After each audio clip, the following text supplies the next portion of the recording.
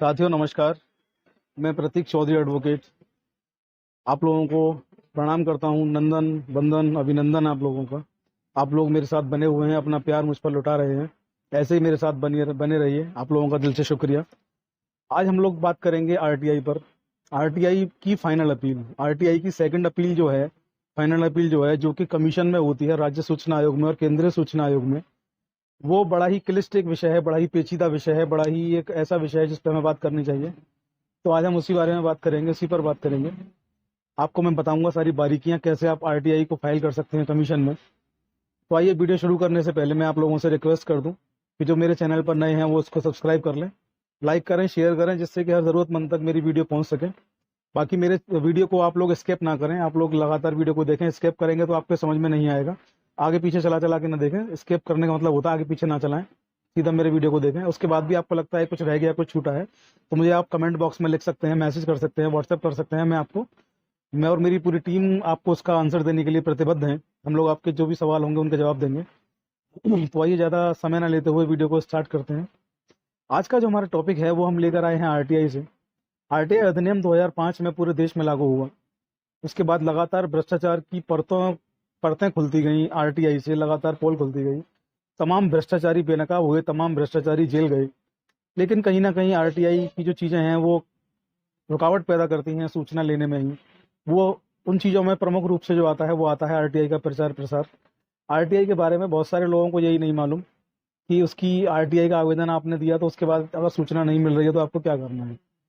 तो मैं आपको बता दूं, आप आरटीआई का आवेदन देते हैं, नहीं सूचना मिलती है, 30 दिन की समय सीमा है, नहीं मिल रही सूचना, तो आप फिर उसकी फर्स्ट अपील करते हैं, प्रथम अपील जब आप करते हैं, उसके बाद भी 30 दिन की समय सीमा है, नहीं मिल रही है सूचना, तो फिर लास्ट में ऑप्शन बचता है कि आप कमीशन को आप कंप्लेंट करें।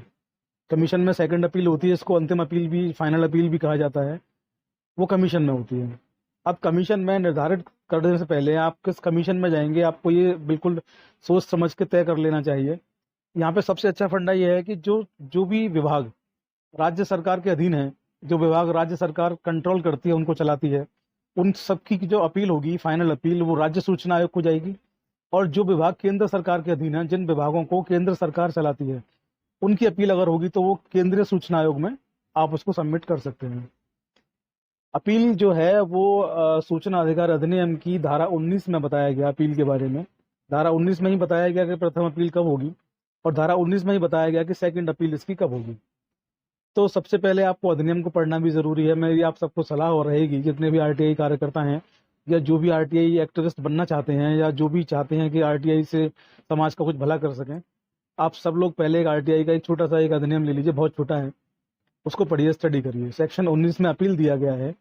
अपील जो होगी वो सबसे पहले जो भी आपने आवेदन किया उसके डॉक्यूमेंट इस तरीके से होंगे। अपील आप ड्राफ्ट करेंगे, सेक्रेटरी जो होगा सचिव राज्य सूचना आयोग या केंद्रीय सूचना आयोग, उनके एड्रेस, केंद्र सूचना आयोग दिल्ली भारत सरकार, राज्य सूचना आयोग, जैसे आप उत्तर प्रदेश में रहते हैं तो राज्य सूचना आयोग लखनऊ उत्तर प्रदेश सरकार, उनके सचिव को आप अपील प्रेषित करेंगे, उनका नाम लिखेंगे ऊपर।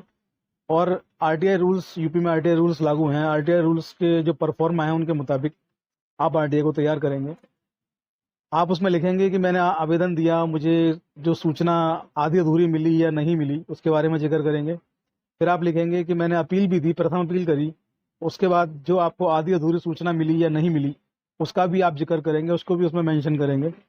इसके बाद आप जो लास्ट में लिखेंगे कि अब मैं कमीशन में अपील करने को बाध्य हूँ और मुझे कमीशन में अपील में भेज रहा हूँ, मेरी अपील को स्वीकार करके और इसको सुना जाए। निश्चित तौर पे आपकी अपील सुनी जाएगी। आपको करना ये और है साथ में कि किसी भी कमीशन में जब अपील को आप सबमिट कर रहे हैं तो सबमिट करने के वहाँ पर 3 तरीके हैं। आप ऑनलाइन सबमिट कर सकते हैं, आप ऑफलाइन सबमिट कर सकते हैं, या आप बाय पोस्ट सबमिट कर सकते हैं। 3 ऑप्शंस आपके पास हैं। तीनों ऑप्शंस में, तीनों तरीकों में से जो आपको ठीक लगे वो तरीका आप चुन लें। आरटीआई को पोस्ट कर दें और आरटीआई जो जाएगी आपकी वो 3 सेट में जाएगी। सबसे पहले आप आरटीआई की अपील तैयार करें, उसके बाद जो आवेदन है वो लगाएं, डाक टिकटें हैं, आईपीओ है, उसकी जो भी कॉपी आपके पास है वो लगाएं। उसके बाद वो जवाब जो वहाँ से मिला वो आप लगाएं। उसके बाद आप अपील लगाएं। अपील के बाद जो भी उसकी प्रतिक्रिया अपील अधिकारी ने आपको पत्र दिया नहीं दिया वो लगाएं। अपना एक आधार कार्ड की फोटोकॉपी लगाएं, इसका एक सेट बनाएं और इस सेट की फिर आप 2 फोटोकॉपी 3 फोटोकॉपी और कराएं। एक फोटोकॉपी का पूरा सेट अपने पास रखें भविष्य के लिए, जब आप कमीशन में हाजिर होंगे तब के लिए। 2 सेट उसके साथ आप इनक्लोज कर दें कमीशन के लिए। कमीशन आपकी आरटीआई अपील को तभी स्वीकार करता है जब आरटीआई का जो अपील है वो 3 सेट में होता है। कमीशन का स्पष्ट निर्देश है, आरटीआई अधिनियम में भी है कि आप जो है अपनी अपील जो फाइल करेंगे वो 3 उसके सेट होने चाहिए। 3 सेट में आप अपनी अपील को फाइल करें। दूसरा, जब आप अपील दे रहे हैं तो जिससे आपने सूचना मांगी, जन सूचना अधिकारी जिस विभाग के हैं वो।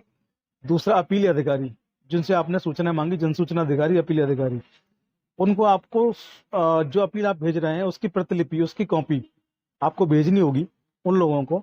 कमीशन ये भी सुनिश्चित करता है, कमीशन ये चाहता है और ये लॉ है कि जब आप अपील में जा रहे हैं तो जन सूचना अधिकारी को और अपीली अधिकारी को उसकी एक सूचना उपलब्ध करवाएंगे। ये भी एक लॉ है। तो आप इस बारीकी को भी ध्यान में रखें कि आप अपील जो भेजें सबसे पहले 3 सेट उसके तैयार करें।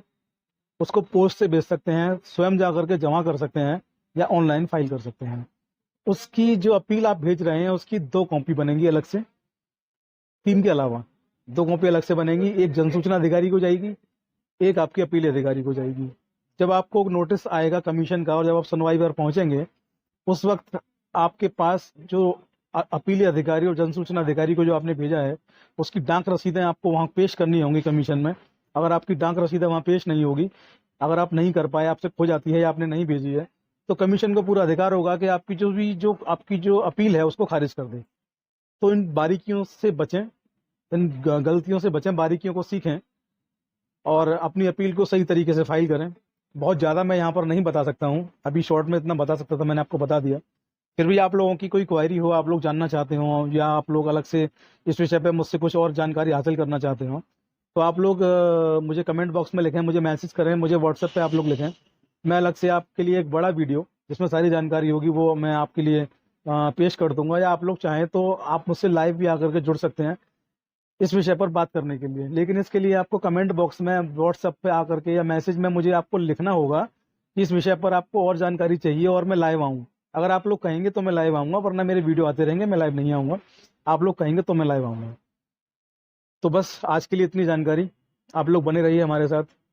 हम आपकी पूरी मदद तत्परता से, पूरे मन से, पूरी लगन से करने को तैयार हैं। झंडा उठाइए, भ्रष्टाचार के खिलाफ आवाज़ को बुलंद करिए। बाकी मैं और मेरी पूरी टीम कंधे से कंधा मिलाकर आपकी मदद करने को तैयार हैं। बने रहिए हमारे साथ। जय हिंद, जय भारत, नमस्कार।